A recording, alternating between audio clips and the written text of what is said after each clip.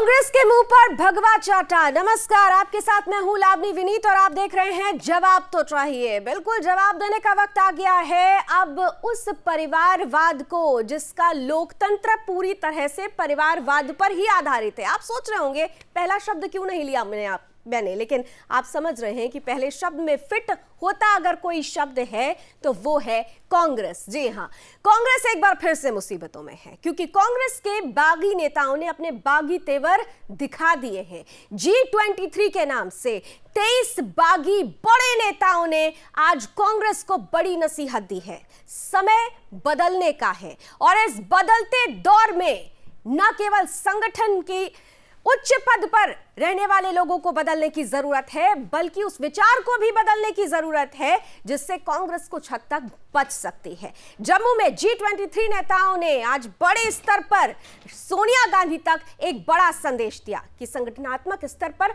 बदलाव की जरूरत है क्योंकि कांग्रेस कमजोर हो रही है। संदेश एक था लेकिन यहां से एक तीर से दो निशाने किए गए। सिर पर भगवा साफा बांधकर कांग्रेस के इन बड़े चेहरों ने यह भी बता दिया है कि तुष्टीकरण की राजनीति कांग्रेस को कमजोर कर रही है और अगर अब कांग्रेस को बचाना है तो कांग्रेस का भगवाकरण भी करना होगा। आज इसी पर हम करने वाले हैं बड़ी चर्चा, लेकिन सबसे पहले इस रिपोर्ट पर एक नजर।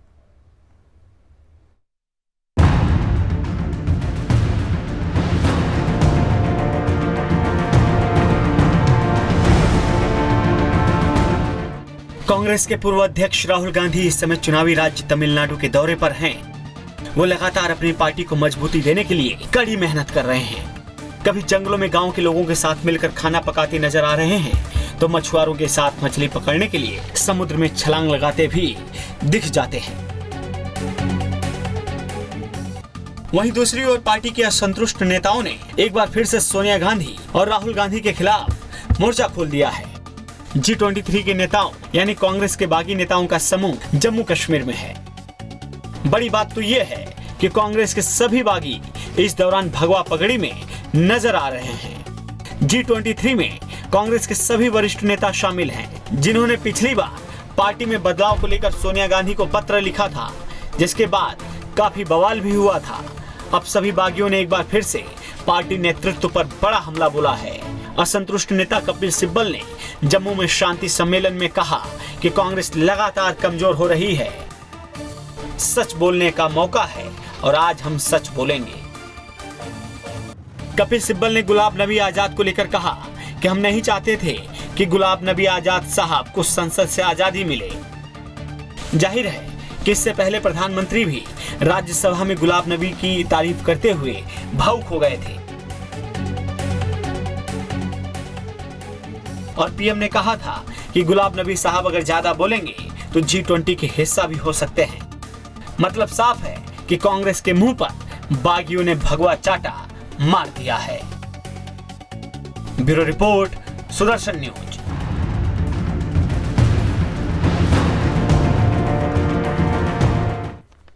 और तीन खास मेहमान इस वक्त मेरे साथ पैनल का हिस्सा बन चुके हैं। बिना समय गंवाए स्वागत करती हूं। मेरे साथ इस वक्त बीजेपी का पक्ष रखने के लिए जुड़ रहे हैं पूर्व सांसद प्रोफेसर चिंतामणि जी, बहुत बहुत स्वागत। साथ ही साथ कांग्रेस का पक्ष रखेंगे तेज तर्रार प्रवक्ता हैं, नेता हैं चंद्रमोहन शर्मा जी, बहुत बहुत स्वागत।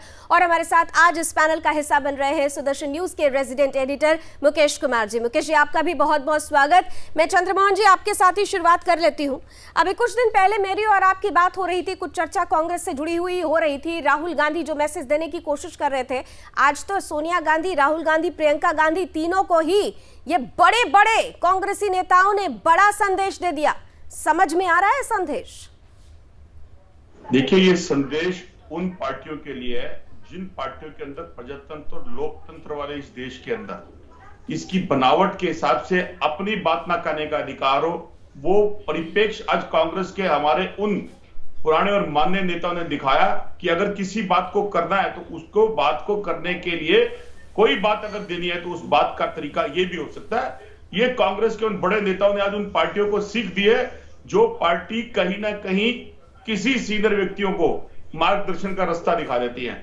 तो ये उन लोगों के लिए कान खोलना, उन लोगों के नजर खोल के इन चीजों को देख लेना चाहिए कि जो पुरानी पार्टी इतने दिनों से राजनीति के अंदर सक्रिय रही, उसके नेता ने आज भी देश को एक ऐसा मैसेज दिया जो मैसेज अपने आप के अंदर बहुत दूर तक जाएगा। बिल्कुल आपने सही कहा कि मैसेज दूर तक ही जाएगा। प्रजातंत्र, लोकतंत्र, ये सब बातें सिर्फ शब्दों तक ही सीमित रखेंगे या व्यवहार में भी लेके आएंगे? मंच मिलता है जम्मू का, 23 नेता खड़े होते हैं और पब्लिकली कहते हैं कि कांग्रेस में बदलाव की जरूरत है। लोकतंत्र तो परिवारवाद से यहाँ पर सीधे सीधे परिभाषित होता है। अंतर समझा पाएंगे क्या आप उस प्रजातंत्र और इस प्रजातंत्र में? देखिए, परिवारवाद का कोई भी सब्जेक्ट है वो देश नहीं कह रहा है, वो सब्जेक्ट उन लोगों का है जो लोगों को किसी ना किसी तरह से इस देश से कांग्रेस को पीछे करने की कोशिश करी जाती है। लेकिन कांग्रेस इस देश की परिपाटी के अंदर है। बिना कांग्रेस के हिंदुस्तान की राजनीति का किसी भी तरह से चंद्रमोहन जी थोड़ा क्लियर हो लीजिए, थोड़ा क्लियर हो लीजिए। देश की बात आज नहीं कर रहे थे ये 23 नेता। वहां पहुंचकर साफा पगड़ी पहनकर, साफा भगवा रंग का उत्तरिया ओढ़कर वो देश की बात नहीं कर रहे थे, वो कांग्रेस को संदेश दे रहे थे, वो सोनिया गांधी को संदेश दे रहे थे, वो राहुल गांधी को संदेश दे रहे थे। जो आज चर्च घूम रहे हैं उनको ये संदेश दे रहे थे कि बदलाव की जरूरत है और बदलाव किस दिशा में जाना चाहिए ये समझने की जरूरत है। चलिए, आपने अपनी बात रखी, मैं जरा प्रोफेसर चिंतामणि जी के पास भी जरा जाती हूँ और समझने की कोशिश करती हूँ। चिंतामणि जी, ये भगवा कुछ कहता है, क्या कहता है आपकी नजर में? देखिए, भगवा तो इस देश की संस्कृति का प्रतीक है। उन्होंने ये उस पे पगड़ी पे नहीं जाना चाहिए। खास बात यह है कि कांग्रेस के अंदर लोकतंत्र की लंबे समय से कमी और कांग्रेस कभी लोकतांत्रिक पार्टी रही थी।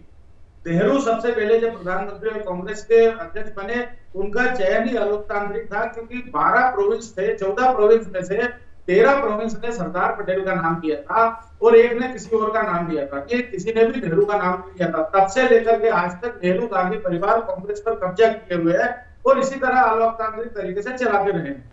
और केवल ये 23 G23 नहीं, इसके पहले भी कई सारे लोग, अभी हमारे मित्र लोकतंत्र की दुहाई दे रहे थे, मोहन जी, चंद्रमोहन जी, आप बताइए कि सरदार पटेल को क्या, सरदार पटेल की चलिए बहुत पुरानी बात हुई, जितेंद्र प्रसाद को किस तरह आपने अपमानित किया जब वो चुनाव लड़ना चाह रहे थे कांग्रेस का, और जगह जगह पीसीसी के कार्य और दरवाजे उनके बंद कर दिए गए। सीताराम केसरी की धोती फाड़ने वाले कौन? भारतीय जनता पार्टी के कार्यकर्ता थे। और किस तरह अलोकतांत्रिक तरीके से वो तो जीते हुए थे, पूरे देश के कांग्रेसियों ने उन्होंने चुनाव जिता करके अध्यक्ष बनाया था सीताराम केसरी को। फिर किस हैसियत से सोनिया गांधी अध्यक्ष बन गई और उनके जीते हुए अध्यक्ष की धोती फाड़ दी? मुझे बताइए, पीवी नरसिंह राव को क्यों कांग्रेस ने आज तक स्वीकार नहीं किया? और जो हमारे पूर्व राष्ट्रपति मुखर्जी हैं, उनका किस तरह जो है कितना स्वीकार किया है कांग्रेस ने? तो कांग्रेस केवल एक फैमिली की पार्टी है। ये कल के आज के एपिसोड से और सिद्ध हुआ है। ठीक है, ठीक है। आप भी परिवारवाद की बात कर रहे हैं। चंद्रमोहन जी ने कहा ऐसा कुछ नहीं है, उन्होंने लोकतंत्र की बात की। लेकिन ब्रेक से पहले मुकेश जी आपका कमेंट लेती हूँ। दोनों से मेरा एक सवाल था कि ये भगवा कुछ कहता है। प्रोफेसर चिंतामणि जी का कहना है कि भगवा तो राष्ट्रीयता का प्रतीक है, लेकिन ये प्रतीक कांग्रेस ने कभी अपनाया नहीं था। अचानक से 23 बागी नेता आते हैं, एक तरफ कांग्रेस खुद के संगठन में बदलाव की बात करते हैं और साथ ही साथ उस भगवा साफे के जरिए एक और संदेश देने की कोशिश करते हैं। देखिए, जो चीज़ यहाँ पे हुई है, जो टूट की तरफ इशारा कर रहे हैं और जिस लोकतंत्र की तरफ इशारा किया जा रहा है, वो संकेत देने की कोशिश नहीं है। कांग्रेस में 75 साल में 70 बार टूट हो चुकी है और 21 जो रीजनल पार्टियां हैं वो कांग्रेस से ही निकल के जा चुकी है। लेकिन इस बार जो G23 की बात हो रही है, ये केवल कांग्रेस से बगावत करके या कांग्रेस में टूट का संकेत नहीं है। संकेत वो है कि इन 23 नेताओं के सर पे जो आपने भगवा आपने बताया है, जो भगवा साफा उन्होंने बांध के रखा, जो भगवा पगड़ी रखा है, वो उससे संकेत किया जा रहा है। देश की राजनीति बदल रही है। देश में जिस तरीके से राष्ट्रवाद और राष्ट्रीयता की लहर तैर रही है या एक तरीके से उनकी लहर उठी है, उसकी पहचान हुई है। और इसकी पहचान कांग्रेस के उन नेताओं ने भी की है जो अब तक सोनिया गांधी और राहुल गांधी की कांग्रेस में रह करके नहीं कर पा रहे थे या कर रहे थे, लेकिन उसके भीतर में इसको नहीं पहन सकते थे या इसकी पहचान को आगे नहीं कर सकते थे। तो इस बार जो ये टूट हुई है, देखिए इससे पहले जितनी भी टूट हुई है 70 बार, उसमें एक कोई नेता टूटा है और उसके साथ कार्यकर्ता गए हैं। लेकिन इस बार 23 के 23 जो है वो कांग्रेस के बड़े नेता हैं और ये सभी नेता जो है आज एक मंच पे यहाँ पे आए हैं। मौका था रविदास जयंती का, रविदास जयंती पर बोला गया, लेकिन सबके सर पर भगवा पगड़ी थी। संदेश देने की ये कोशिश की जा रही थी कि जो लहर अभी मोदी जी के नेतृत्व में देश में पूरे तरीके से चल रही है, राष्ट्रवाद की जो लहर चल रही है, उस लहर का कुछ हिस्सा जो है उनके हिस्से भी आए। इसलिए ये बगावत जो कह रहे थे, जिस तरीके से जिस दिन राज्यसभा से विदा ले रहे थे आजाद, उस समय भी कहा जा रहा था। लेकिन ये जो संकेत है, ये संकेत जो है बहुत कुछ कहता है। तो संकेत बहुत कुछ कहता है, इस संकेत के क्या मायने हैं, इसी पर हम आगे भी चर्चा जारी रखेंगे, लेकिन यहाँ पर एक जल्दी से छोटा सा ब्रेक लेते हैं।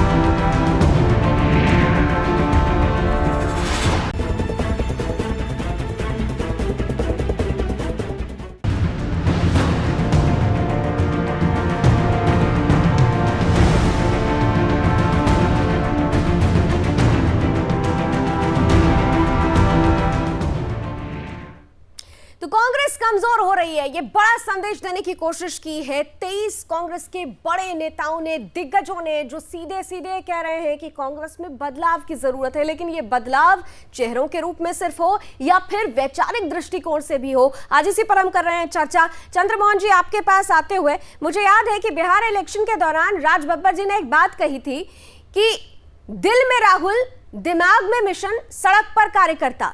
लेकिन यहां पर तो परिस्थिति बिल्कुल उलट है। दिल में छोड़िए, यहां तो पोस्टर में भी राहुल गांधी नहीं है, दिमाग पर यानी सिर पर अगर देखें तो साफा पगड़ी नजर आती है, और कार्यकर्ता यानी ये बड़े चेहरे क्या कुछ कर रहे हैं ये भी हम देख रहे हैं।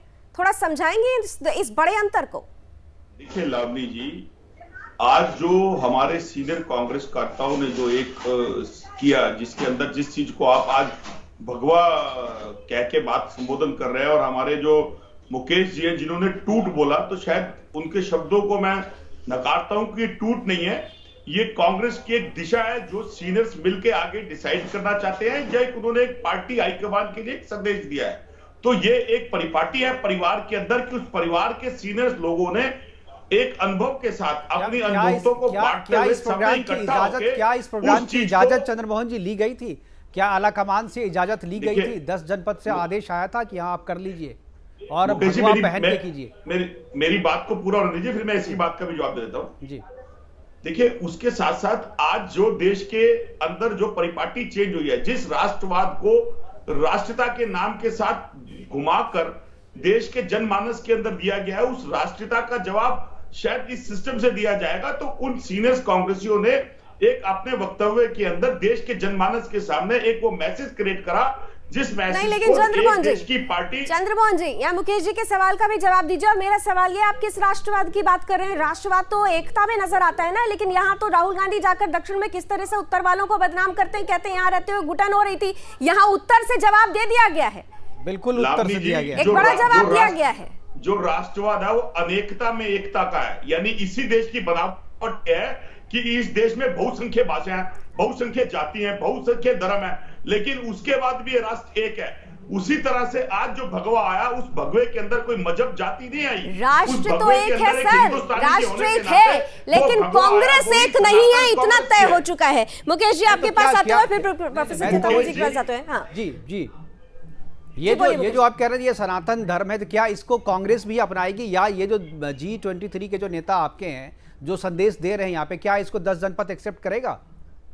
देखिए, 10 जनपद एक्सेप्ट करेगा या कांग्रेस इसको अपनाएगी, ये अभी गर्भ में, ये आने वाले समय में। इसका मतलब बिना पूछे, बिना इजाजत, ये बगावत ही तो है। तो मैं आपकी बात, आपका जवाब दे रहा हूं, लेकिन आज देश जो है वो जिस जगह के ऊपर खड़ा है, उसकी बनावट और उसका जो गुलदस्ता है वो यही है कि इसके अंदर कोई कलर, कोई रंग एक इंसान का है, वो किसी मजहब जाति का नहीं है। चाहे उसमें वो गुलाम नबी आजाद, हमारे सीनियर नेता भगवा पहने, या अनंत शर्मा पहने, या तिवारी जी पहने, शब्दों को पिरोकर आप जो भी वाक्य बना ले, लेकिन हकीकत यह है कि गुलाम नबी आजाद ने राज्यसभा से विदाई लेते हुए ही आप लोगों को एक्सपोज कर दिया था। उन्होंने कहा था कि मुसलमान सबसे ज्यादा सुरक्षित है, जबकि कांग्रेस की राजनीति में सिर्फ तुष्टीकरण की राजनीति रही है। और आज भगवा के माध्यम से भी एक बड़ा संदेश दिया गया। प्रोफेसर चिंतामणि जी, आपको लग रहा है कि क्या जो मैसेज देने की कोशिश की जा रही है, समझ कर भी ना समझ बन रहे हैं कांग्रेसी? और खासतौर से अगर मैं गांधी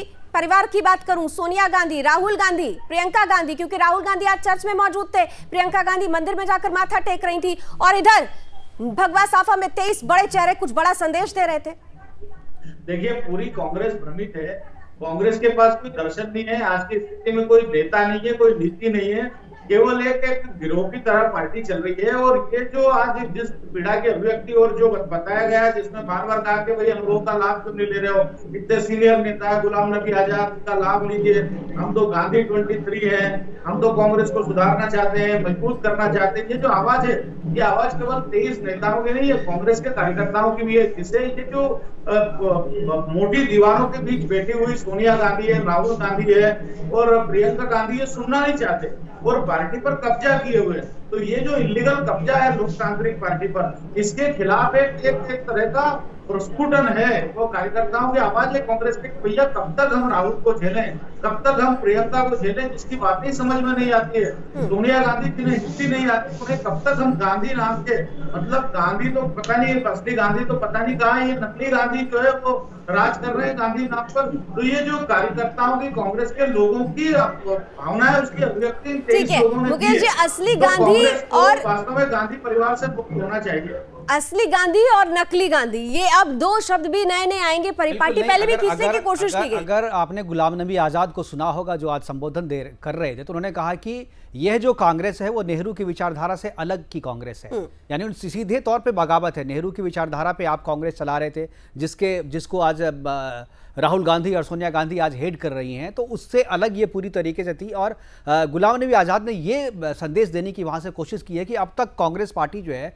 वो अल्पसंख्यकों का राजनीतिक इस्तेमाल करती आई है। राजनीतिक तुष्टीकरण जो हम लोग कहते हैं कि राजनीतिक तुष्टीकरण करती आ रही है, और उसका खामियाजा आज है कि कांग्रेस हाशिए पे चली गई है। और आज पहली ऐसी पार्टी है लावनी कांग्रेस जो नीचे जाने के बाद ऊपर नहीं उठी है। बाकी जो पार्टियां हैं, अब देखिए बीजेपी भी कभी अप्स एंड कभी डाउन होती है, लेकिन कांग्रेस नीचे जाने के बाद लगातार नीचे जा रही है, वो अप नहीं हो रही है। और उसका एक जो है इन लोगों ने खाका खींचा था, एक रिसर्च किया था और अपनी एक बात जो है कांग्रेस आलाकमान को दी थी, जो 23 नेता जो आज जमा हुए थे यहाँ पे, लेकिन उनकी बात को अनसुनी कर दिया आलाकमान ने। और उसका ये परिणाम है कि आज ये सीधे तौर पर मैसेज देने की कोशिश की है। और जो अल्पसंख्यक समाज को दरकिनार करके कांग्रेस अब तक राजनीति करती आई है 75 सालों तक, उसको यह संदेश देने की कोशिश की है भगवा पहन के कि इनको किनारा नहीं किया जा सकता है। बहुसंख्यक समाज को किनारा करके आप भारत की राजनीति नहीं कर सकते। बिल्कुल, यानी सॉफ्ट हिंदुत्व को अगर आपने छोड़ दिया, या यूं कहें कि सीधे सीधे भगवा यानी कट्टर हिंदुत्व को अगर आपने छोड़ दिया, तो आपका हश्र यही होगा जो आज कांग्रेस का हो रहा है। ये 23 बड़े दिग्गज नेता ये समझाने की कोशिश कर रहे थे, लेकिन क्या ये बात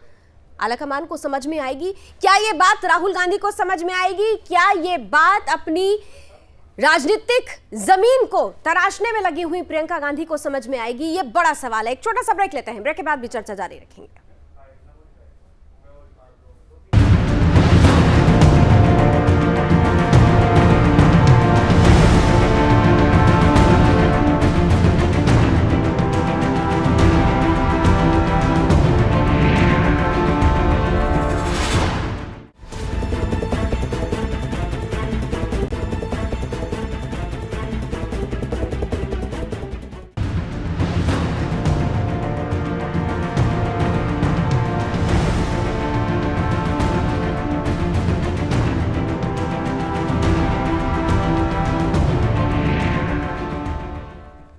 तो क्या कांग्रेस में बदलाव का वक्त आ गया है? कांग्रेस टूट के कगार पर है? कांग्रेस कमजोर पड़ गई है? ये सभी सवाल आज सुबह से ही जहन में आ रहे हैं, क्योंकि 23 बड़े दिग्गज कांग्रेसी नेताओं ने आज एक बड़ा संदेश देने की कोशिश की है।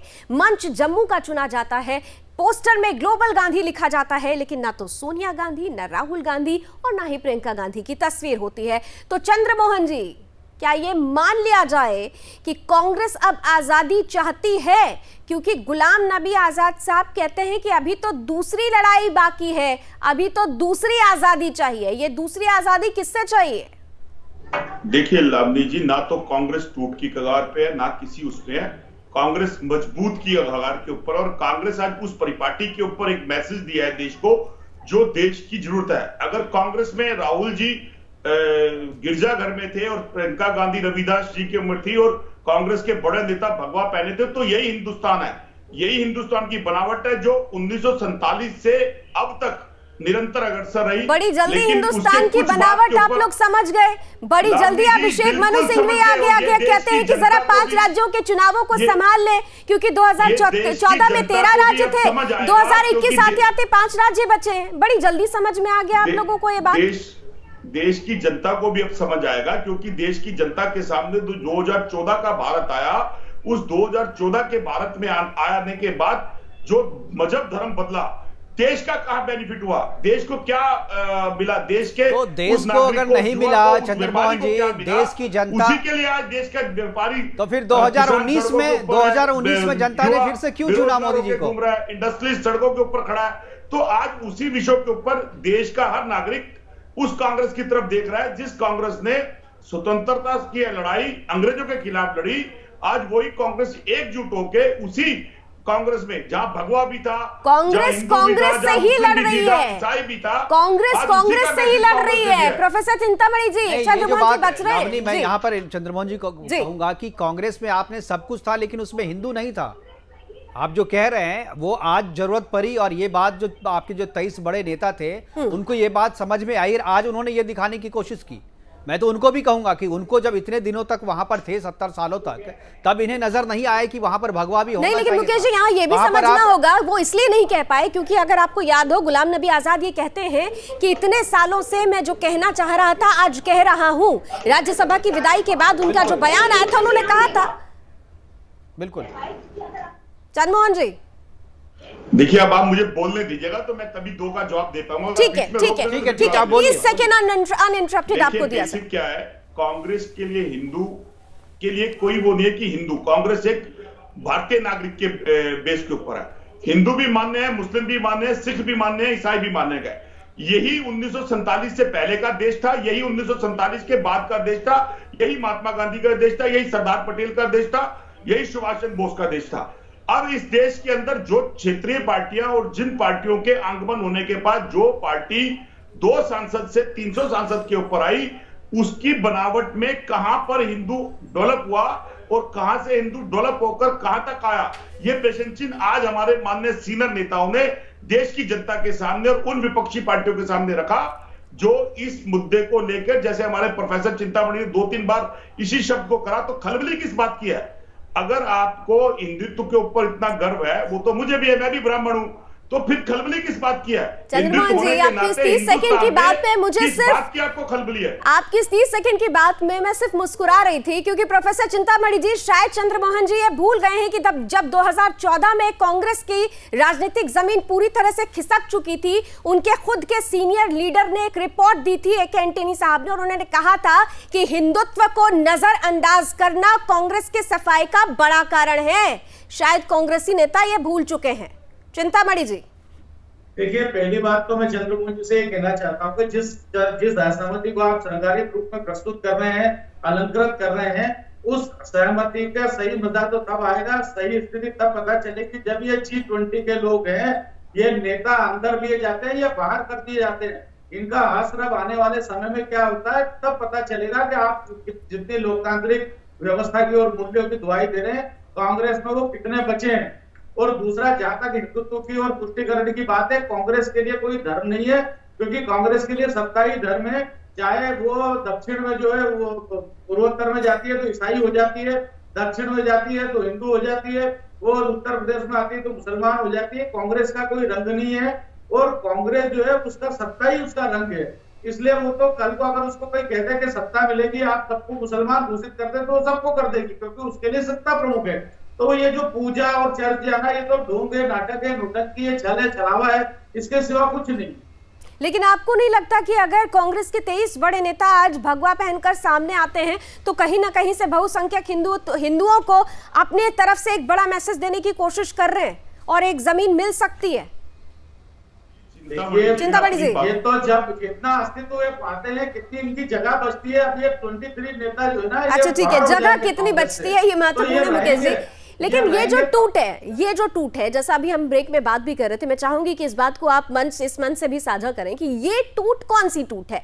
व्यक्तिगत टूट इसे कहेंगे या फिर इसे वैचारिक टूट कहेंगे? मुकेश जी। मुझे तो लगता है कि ये वैचारिक टूट है लावनी, पूरी तरीके से। आप देखिए, जब इससे पहले कांग्रेस में टूट होती थी तो कोई एक नेता बगावत करता था और अपने साथ जो है कुछ कार्यकर्ताओं को लेकर के अलग पार्टी बना लेता था। बाद में फिर जो है सुलह सफाई हो जाती थी तो ज़्यादातर जो नेता थे जो बगावत करते थे वो फिर से कांग्रेस पे विलय भी कर लेते थे। तो ऐसे बहुत सारे नेता हैं, जगजीवन राम को ले लीजिए आप, पी चिदम्बरम को आप ले लीजिए, अजीत जोगी को ले लीजिए, बहुत सारे ऐसे नेता हैं जो कांग्रेस से अलग हुए और बाद में फिर उनकी पैक्ट हो गई, उनकी बातचीत हो गई तो फिर से वो कांग्रेस में शामिल हो गए। केवल 21 से 22 राजनीतिक पार्टियां ऐसी हैं रीजनल जो अलग होकर के आज अलग अलग राज्यों में राजनीतिक पार्टियों के रूप में उनका अस्तित्व है या वो सरकार चला रही है। यानी ये जो पार्टियां थी अपने व्यक्तित्व के रूप में, रीजनल पार्टी अपने लीडरशिप के रूप में, अपने चेहरे के रूप में अलग हुई थी। वैचारिक रूप से कमोबेश वो कांग्रेस की विचारधारा पे ही चल रही थी। यही वजह है कि जिस वोट बैंक के आधार पे टूट हुई थी वो वोट बैंक कभी भी वापस कांग्रेस में नहीं गया। जहां भी ये कांग्रेस के नेता रीजनल पार्टी मजबूत हुई वहां पर कांग्रेस लगातार कमजोर होती गई और दोबारा वो नहीं उठ पाई, चाहे वो बिहार का मामला हो,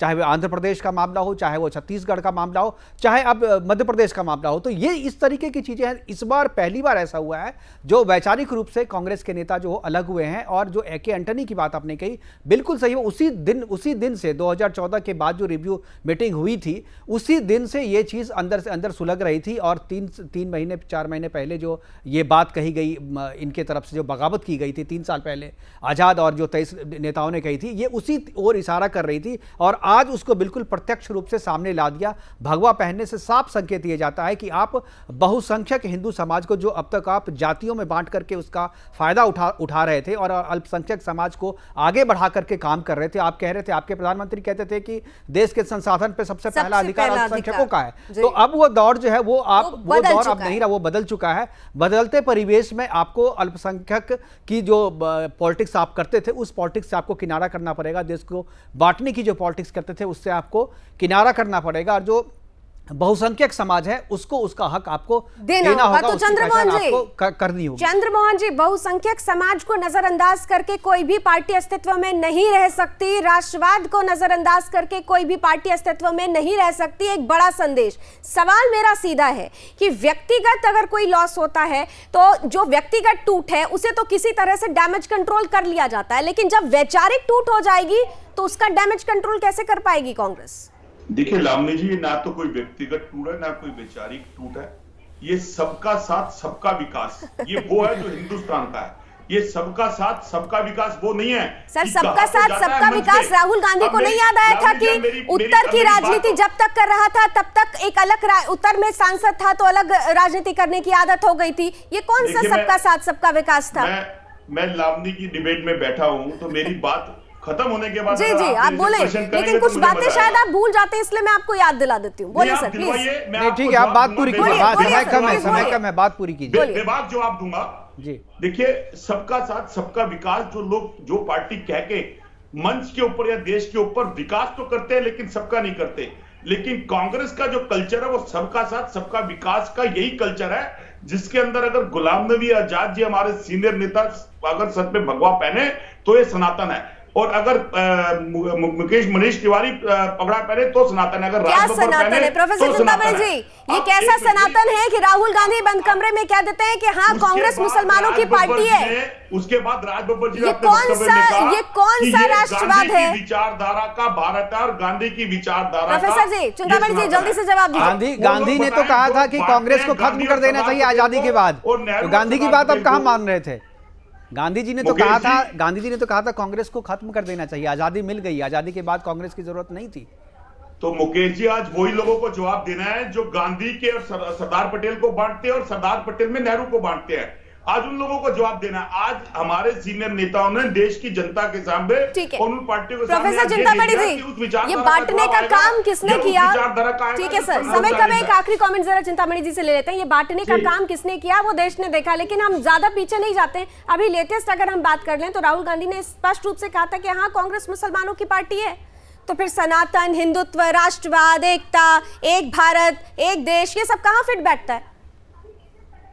देखिए, कोई मतलब नहीं है, क्योंकि राहुल गांधी के कॉन्सेप्ट ही क्लियर नहीं है। उनका जो विकास है ना बौद्धिक, वो रुक गया है। और वही स्थिति कमोबेश जो है प्रियंका गांधी की भी, उनका भी कोई मानसिक विकास नहीं है। आप उनके भाषण सुनिए, आप उनके वक्तव्य सुनिए, सुनने के बाद कुछ लगता नहीं, ऐसा लगता है किसी ने लिख करके दे दिया, उन्होंने पढ़ लिया। ये देश का नेतृत्व करने के नितांत अयोग्य है और कांग्रेस के लिए और इस देश के लिए भी शुभ होगा कि वो जल्दी से जल्दी गांधी तो फैमिली कांग्रेस के अपना बड़े पन्ना छुड़ा ले। दिग्गजों ने इसी बात को समझा और इसी बात को समझते हुए एक बड़ा संदेश देने की कोशिश की है, लेकिन ये संदेश समझने वाले समझेंगे या नहीं, क्योंकि जो ना समझे वो अनाड़ी है, ये कहना गलत नहीं होगा। बहुत बहुत शुक्रिया, समय कम है लेकिन आप सभी ने अपनी अपनी बात रखी।